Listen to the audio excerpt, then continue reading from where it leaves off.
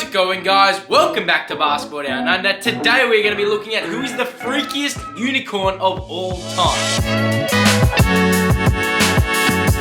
The basketball world is at a point in time in which it's never seen before, with unicorns running around everywhere. But first, it's BDecember, day 16 in the books, locked and loaded. How bloody good is it? You see the goal back there, 20k subs by 2023?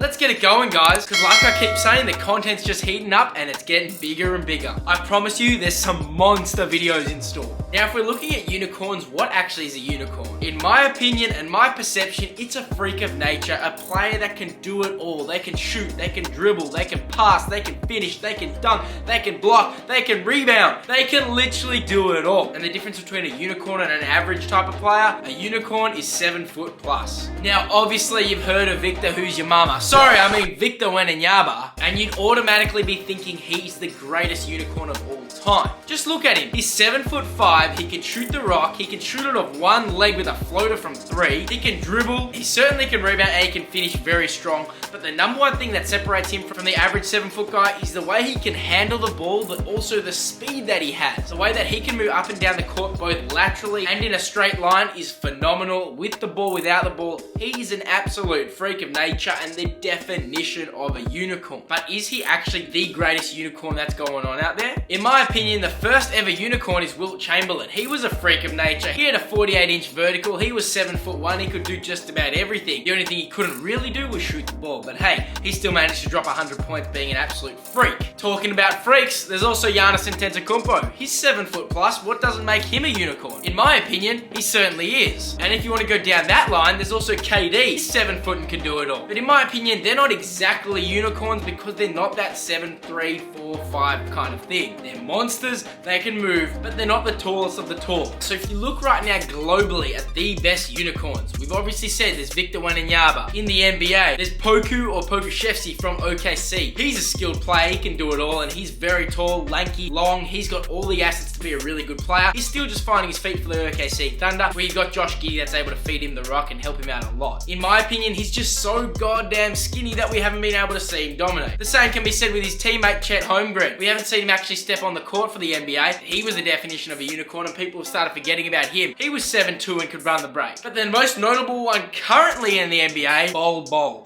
7'3" Bol Bol is absolutely balling out. He can literally do it all. He'll grab a rebound, take on 3 guys, and get a dunk on the other end. Like, there ain't that many guys in the whole world that are able to do that. So you can see there's a common theme coming on where unicorns are taking over the basketball scene. And no, this is not a biased opinion, but Sotto, also a unicorn. 7'3", and the way that he can move also makes him a serious unicorn in the basketball world. The one thing that separates him from a guy like Victor Wembanyama or Pokuševski or Bol Bol is his ability to dribble. But low-key, that could just be because he doesn't get the opportunity to dribble for his team. You look at guys like Bol Bol, Victor Wembanyama, and Pokuševski, they're all getting the opportunity to bring that ball up the court and go to work, and it's so exciting to see. It's crazy because these guys take one big dribble and they're already at half court after getting a rebound. Like, it's phenomenal. All I know is other than GTA, aka Alvarado, the 6-foot point guard is slowly dying. And unless you can seriously shoot the ball, it's gonna be an interesting scene in the NBA in 10 years to come when everyone's 7'3" and moving like a guard. So if we revert back to the original question,